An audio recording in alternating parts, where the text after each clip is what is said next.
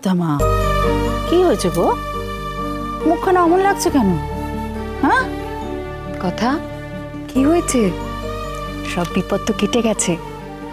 তুমি তো মা আনন্দের কাছে এরকম মুখ করে আসো না, সব ঠিক হয়ে যাবে।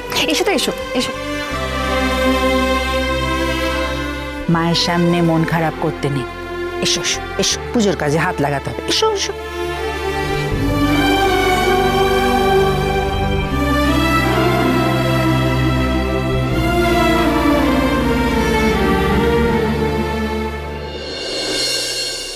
অনেকগুলো টাকা ইন্টারেস্ট হয়ে যাচ্ছে।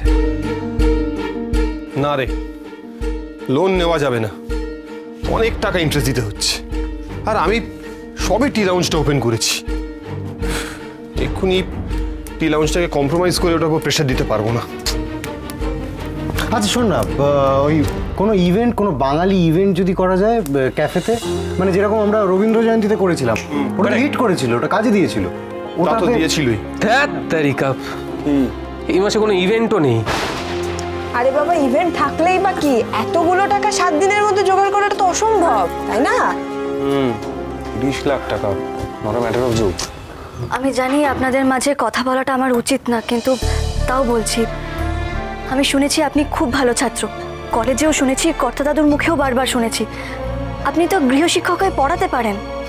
হোয়াট শিক্ষক? গৃহশিক্ষক, প্রাইভেট টিউশন। তোর কি মাথা খারাপ হয়ে গেছে?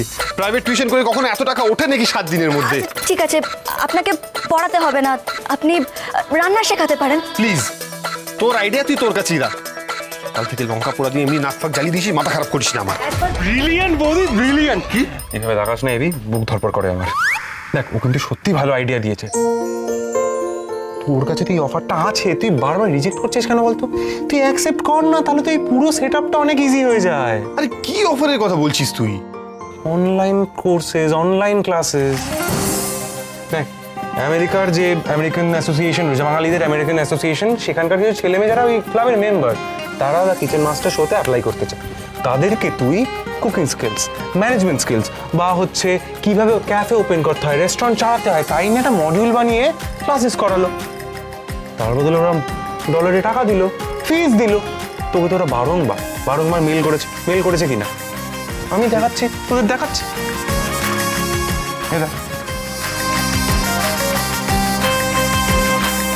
এটা তো ব্রিলিয়েন্ট অপশন, এটা আগে বলিসনি। আর বুক কই দেখি? আমরা লোন ডিসকাস করছি, তুই এটা এখন বলছিস? দেখ, চাপের একটাই বিষয় যে তোকে রাত জেগে 3-4টে ব্যাচে ক্লাস করাতে হবে। পারবি না? পারবেন না কেন? মানুষ চাইলে কি না করতে পারে। তুই চুপ কর। মানুষ চাইলে কি না করতে পারে? আর এরকম বললেই হয় নাকি? আমি যদি এই ক্লাসগুলো করাইও, তাহলে স্যান্ডিকে আমার সঙ্গে থাকতে হবে। স্যান্ডি তো দিকে মাই মমস ক্যাফেও হ্যান্ডেল করছে। ও যদি এইখানে থাকে, মাই মমস ক্যাফে হ্যান্ডেল করে, তাহলে টি লাউঞ্জটা কে দেখবে? টি লাউঞ্জ তো আমরা 24 ঘন্টা খোলা রাখছি না, সেটা তো ভাবতে হবে আমাদেরকে। এই সুযোগ, এভির চোখে ভালো হতে গেলে আমাকে কিছু একটা করতে হবে। এভি, তুমি কেন এত টেনশন করছো বলো তো? তুমি যদি এখানে ক্লাসেস করাও, টি লাউঞ্জটা কথা সামলে নেবে। আরে বাবা, ও তো রিসার্চার, চা সাপ্লাই ও করছে। আই গেস ও পারবে সবটা সামলে নিতে। আর মাঝে মাঝে না হয় আমি অ্যানি প্রি আমরা গিয়ে দেখে আসবো।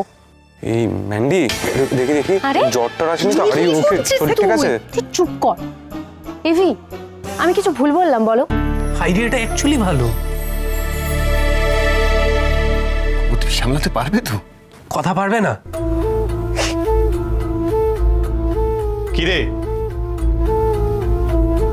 ম্যান্ডি এটা বললো, আমার হয়ে কদিন জন্য টি লাউঞ্জটা সামলাতে পারবি তো?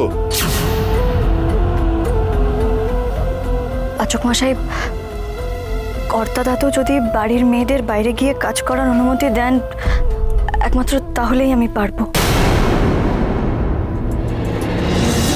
তার মানে পারবি না, তাই তো? চা বিক্রির সময় কর্তা দাদু কি বলেছিলেন আপনি ভুলে গেছেন? চা বিক্রি ঠিক বন্ধ। আমি যেন আর কোনোদিন না দেখি যে এই বাড়ির কোনো বউ বাইরে গিয়ে ব্যবসা করছে। তাছাড়া বিজনেস মিটে গিয়ে আমাকে দেখে উনি অবাক হয়ে গিয়েছিলেন। আমি গবেষণা করছি এটা বলে আপনি আমায় সেবার বাঁচিয়ে নিয়েছিলেন, কিন্তু পাচক মশাই, কর্তা দাদু যদি অনুমতি।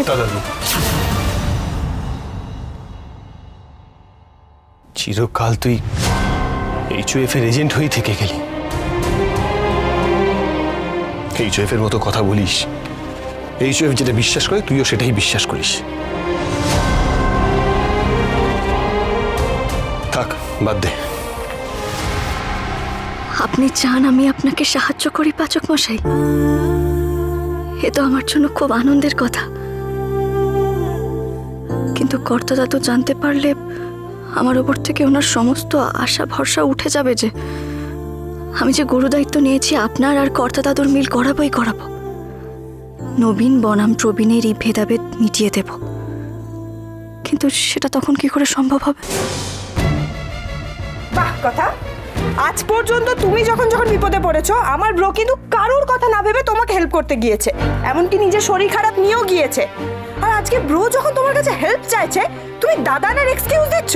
আচ্ছা আচ্ছা, দাঁড়া দাঁড়া দাঁড়া দাঁড়া। কি দাঁড়া দাঁড়া? এই কথা, দাদানকে ভয় পেও না, কিচ্ছু হবে না।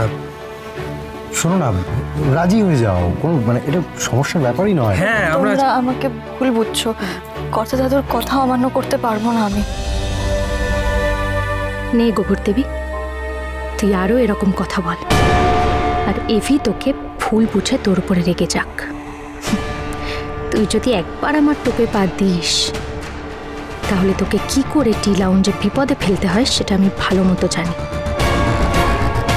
তোকে আমি টি লাউঞ্জে পাঠাবই।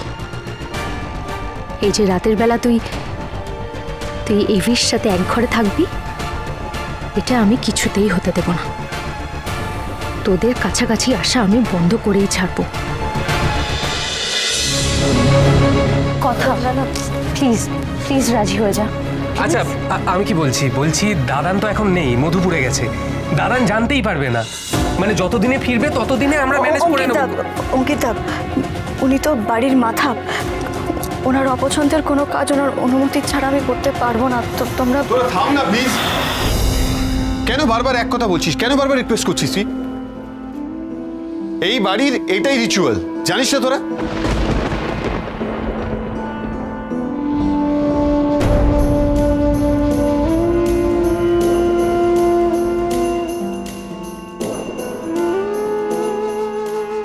আমার মাকে ওই বাড়িতে কাজ করতে দেওয়া হয়নি,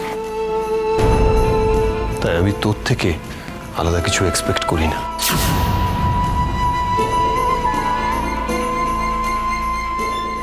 আমি কোনোদিনও আমার জন্য তোকে কিছু করতে বলিনি। আসলে কি জানিস তো, অসময়ে বন্ধুরাই কাজে আসে, কিন্তু তোর আর আমার মেন্টালিটির যা ফারাক, তাতে আমরা কোনোদিন বন্ধুও হতে পারবো না বোধহয়।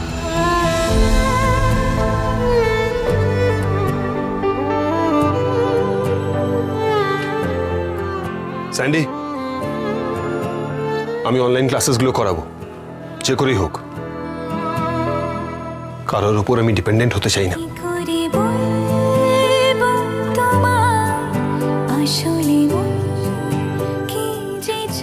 ঠিকই তো, কোনোদিনই তুমি আর পাচক মশাই এক হতে পারবে না কথা বলি। উনি আমাদের মধ্যেকার পার্থক্যটাকে এখনো বড় করে দেখেন। উনি এখনো আমাকে বিশ্বাসী করে উঠতে পারেননি মনে হয়, আর কোনোদিনও বন্ধুও হতে পারবেন না।